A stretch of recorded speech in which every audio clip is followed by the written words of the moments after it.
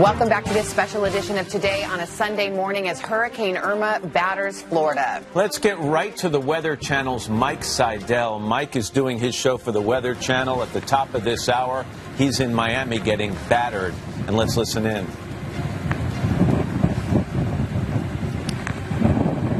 Mike, can you hear us?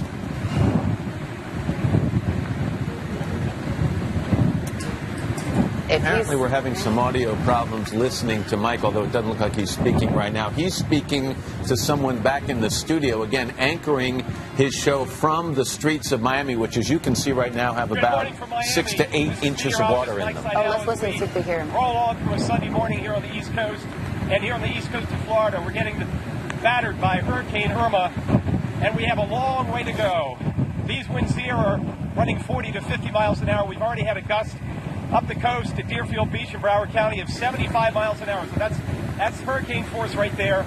The rain is stinging, and what you see in front of me is what happens when it rains too much and the drainage system can't handle it.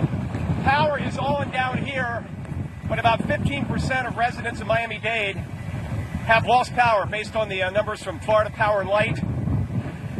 The other concern is surge. Now, we have backed off on the surge numbers here because the track has changed. A couple days ago, we thought it would be up to 10 feet.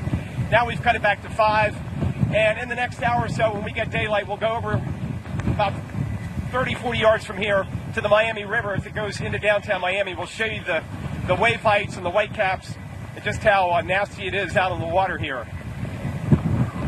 There's also the tornado threat. We've got a torque on abate, meaning there's an 80% chance of a tornado within 50% of a point.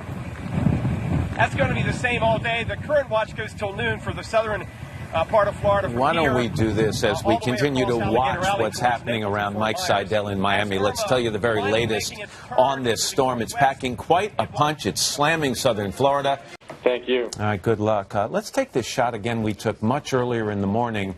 This is our colleague. This is Mike Seidel of the Weather Channel. He is in Miami this morning, right along the coast. And take a look at how the sea is churning where Mike is right now. Can we dip in and listen to what he's saying, guys? 3, 2... Before, when we saw him, he was in the streets and he had about a foot of water rushing past him. Look at what is going on behind him right now. I know, and I wish we had a better idea of how this location relates to the one we saw earlier. But, I mean, he all morning long has just been getting battered and really giving us a good idea of what the folks in Miami are dealing with. And as we look at that, we remember they're not even in the eye of the storm. This is the southeastern side of the storm, not as intense as what's going to be bearing down on Fort Myers, Sarasota, Tampa, and the western coast of Florida. Yeah, apparently we're looking at the Miami River. Okay. So what is that, about a block or so from the coastline, something like that? And it's just going crazy there. I want to bring Dylan Dreyer in. I don't know, Dylan, if you can see what we're showing people right now of Mike Seidel down in Miami.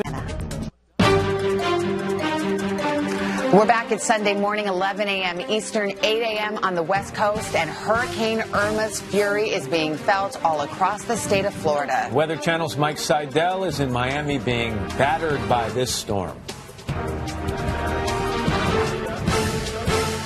East Coast, Gulf Coast. We've lost just about the entire boardwalk, which is on the other side of the seawall. Can you imagine being up in these upper floors of these condos right now, in these hotels? Boy, the sound of the wind just down here at this level, and the roar higher up. Remember, as you go up to 25 stories, the wind increases about 17%. That's another category up. So you figure the winds up there are sustained probably just below hurricane force when you get to the top of the building, because they don't have anything to stop it. You don't have the friction like that on the ground. Not that we have much. The other angle is the wind and the rain, just horizontal sheets of rain battering us here in the Brickell section of Miami. We'll have to take a look when we go over the bridge to see what kind of impact the water is having downtown, because this water is being blown right up the Miami River into downtown Miami. Look at this wave action here. This is like a nor'easter up on the coast of New England. I've been in waves like that. I've seen waves like that, but not an inland waterway. This is not the open waters of the Atlantic. Gosh knows what the waves look like out there on Miami Beach, but this is quite the visual that we've had all morning here. And for safety reasons, we're going to be packing up here and heading to higher ground so we can get out of harm's way of the surge that's starting to come up. We're expecting about a 5-foot surge, and we've seen the water slowly ramp up. We just want to be safe. Again, later on this afternoon, the winds will shift direction, but they're still going to be strong, and they're still going to cause damage and knock out power, and there's still that severe threat. All of this is really going to head up the east-west coast of Florida from this point on. Jim Cantori's in Fort Myers out on I-75. All right, again, that is Mike Seidel from the Weather Channel, broadcasting from the Brickell Key area in Miami along the Miami River. Again, as he mentioned, that's not the ocean. That's inland a little bit, block or two from the ocean. And it's not the eye of the storm. Yeah.